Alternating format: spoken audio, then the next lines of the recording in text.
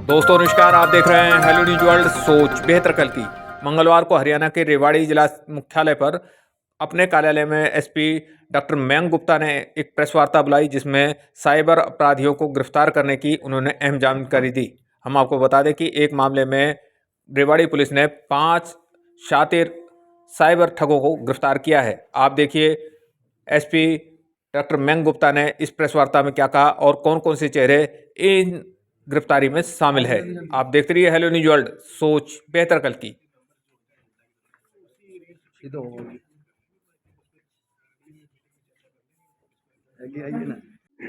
आज रेवाड़ी पुलिस की जो हमारी एसएचओ साइबर के अंडर साइबर थाना कार्य कर रहा है, उसने एक बड़ा अचीवमेंट किया है, तो उस बारे में ये प्रेस वार्ता बुलाई गई है। तो इसमें मामला कुछ ऐसा है कि दिनांक 10 तारीख को जो हमारा national cyber crime reporting portal 1930 की हेल्पलाइन है, उसके माध्यम से साइबर थाने को एक शिकायत प्राप्त हुई वेद प्रकाश नाम के व्यक्ति की, जो जाटूसाना थाने में मूसेपुर गांव के रहने वाले हैं, कि उनके साथ किसी अनजान व्यक्ति का उन्हें 9 तारीख को कॉल आया और जिन्होंने उनसे एक ऐप डाउनलोड करवाई और उस ऐप को डाउनलोड करवाने के बाद उनके खाते से 5,23,000 रुपए की राशि कट गई। इस संबंध में शिकायत पे तुरंत कार्रवाई करते हुए मामला दर्ज किया गया और मामले में एक अनुसंधान के लिए एक टीम बनाई गई एसएचओ साइबर इंस्पेक्टर आनंद द्वारा, PSI Prince, head constable Satish और एएसआई अनिल की, जिन्होंने मामले के तकनीकी पहलुओं का पूर्ण रूप से अध्ययन करते हुए इनका ओरिजिन ट्रेस किया और इस टीम ने अपना बिहार में रेड करके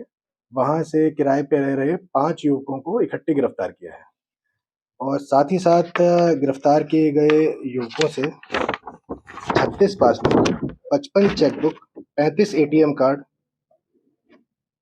35 account kit, 98 ATM card, 39 mobile phone और 14 सिम कार्ड की बरामद की हुई है।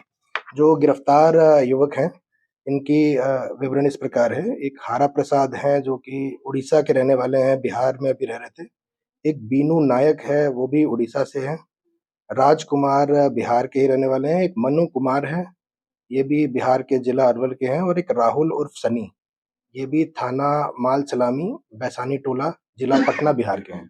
तो पटना शहर से ही इनकी गिरफ्तारी 5 नवयुवकों की गई है और भारी रिकवरी इस मामले में की गई। सर पिछला क्रिमिनल क्या रिकॉर्ड है?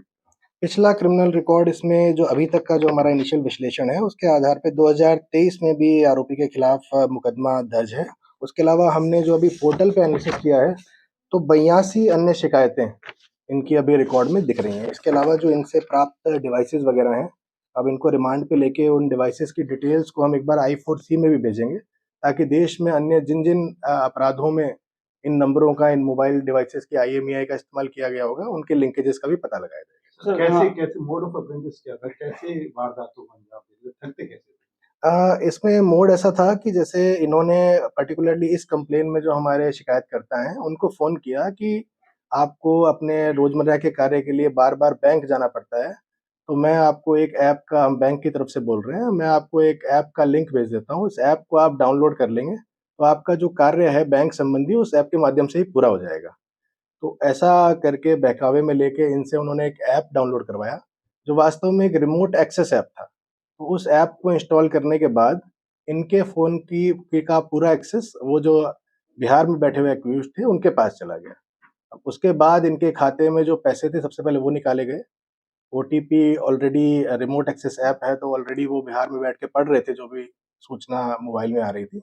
उसके बाद इनकी एक एफडी भी थी 5 लाख रुपए की, उसको भी ब्रेक कराया गया और एफडी के भी पैसे साइबर क्रिमिनल्स द्वारा निकाल लिए गए। बैंक का क्या सिक्योरिटी सिस्टम इतना वीक होता है कि एक साइबर फ्रॉड बिहार में बैठकर सारी चीजों को तोड़ देता है और सारे पैसे निकाल लेता नहीं, इसमें बैंक के सिक्योरिटी सिस्टम का फॉल्ट नहीं है। ये एक्चुअली रिमोट एक्सेस ऐप्स हैं, जो नॉर्मली हम भी जैसे कंप्यूटर में रिमोटली काम करने के लिए या मोबाइल में रिमोटली टेक्निकल सपोर्ट के लिए इंस्टॉल करते हैं। उसमें पर्पज़ ये रहता है कि आपने वो एपीके अगर इंस्टॉल कर लिया, तो आपके फ़ोन की सारी गतिविधि रिमोटली आप देख सकते हैं। तो कोई भी ओटीपी जो बैंक का वैसे सुरक्षित रूप से आपके मोबाइल में प्राप्त होता है, वो ओटीपी के जो मैसेज आपके हैं, वो मैसेज कोई दूर बैठ के पढ़ रहा है।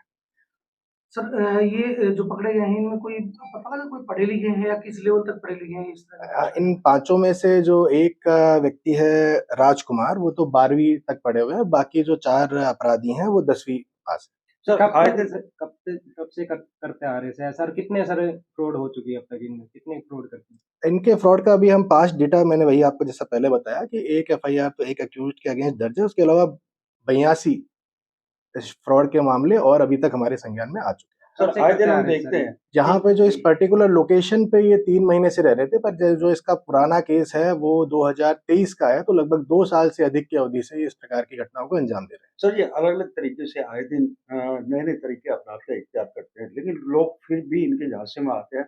उन लोगों के लिए क्या अपील करेंगे? हाँ, मेरी सभी लोगों से यही अपील है कि 2-3 मुख्य बिंदु हैं साइबर फ्रॉड के संदर्भ में जिसका हम ध्यान रखें तो इनसे बचा जा सकता है।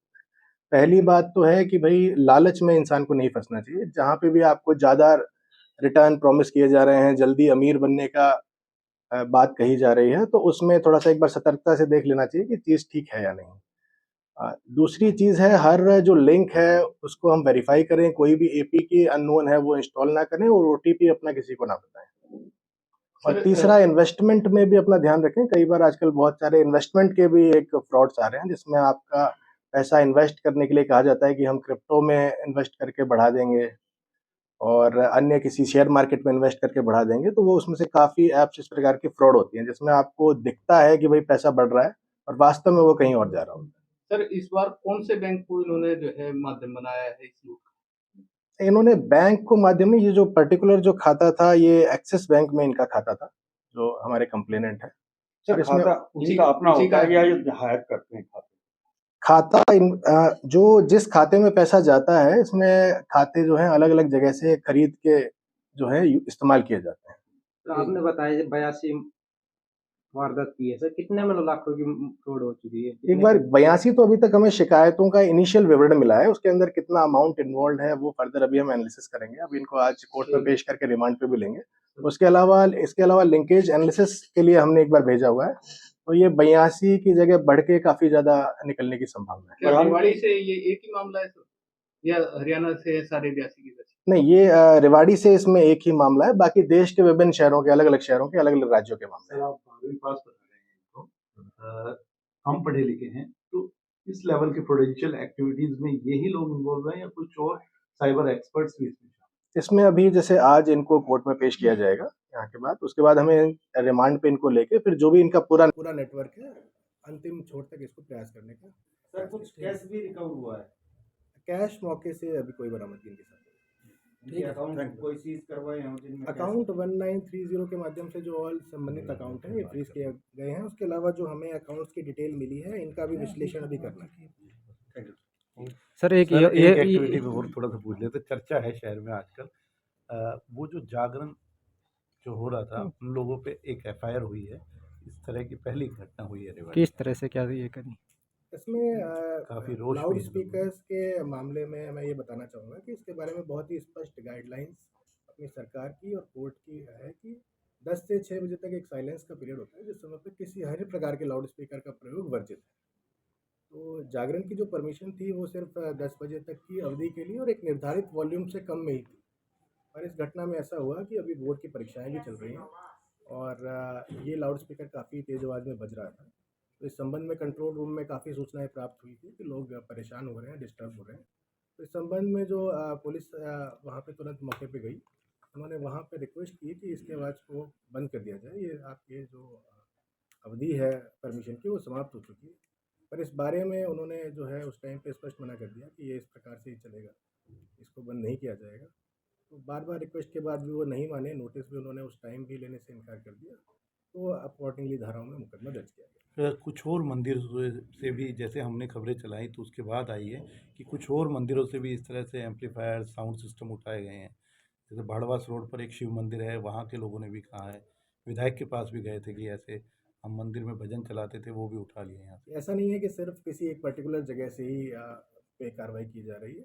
जहाँ पे भी लाउड स्पीकर बज रहा है, चाहे भले ही वो अगर शादियों में देर रात में लाउड स्पीकर बज रहा हो, सड़क पे अगर जो वाहनों के अंदर बड़े-बड़े स्पीकर्स लगा के ध्वनि प्रदूषण कर रहे हैं, सभी के खिलाफ कार्रवाई इस संबंध में की जा रही है। सर बारात या दूसरे जो कार्यक्रम है उनमें भी डीजे का इस्तेमाल हो रहा है लगातार, तो क्या उन पे भी पुलिस बिल्कुल, उसमें निर्धारित अवधि के बाद 10 बजे के बाद जो भी इस प्रकार से लाउड स्पीकर बजा रहा है, अगर वो सबसे पहले तो अगर उसको एक बार रिक्वेस्ट की जाती है पुलिस की तरफ से कि आप इसको बंद कर दें, अगर वो बंद नहीं करते तो उनका लाउड स्पीकर सिस्टम सीज़ कर दिया जाता है, और जो अगर सीज़ करने में भी पुलिस की कार्रवाई में बाधा बनाएगा उसके ऊपर एफआईआर भी भविष्य में दर्ज की जाएगी। सर क्या ऐसे मामलों में शिकायत आने के बाद में ही कार्रवाई होगी या पुलिस स्वतः ही संज्ञान लेगी? इसमें सुओ मोटो भी कार्रवाई कर रहे हैं, क्योंकि 24 घंटे पुलिस की गश्त सड़कों पर तैनात है।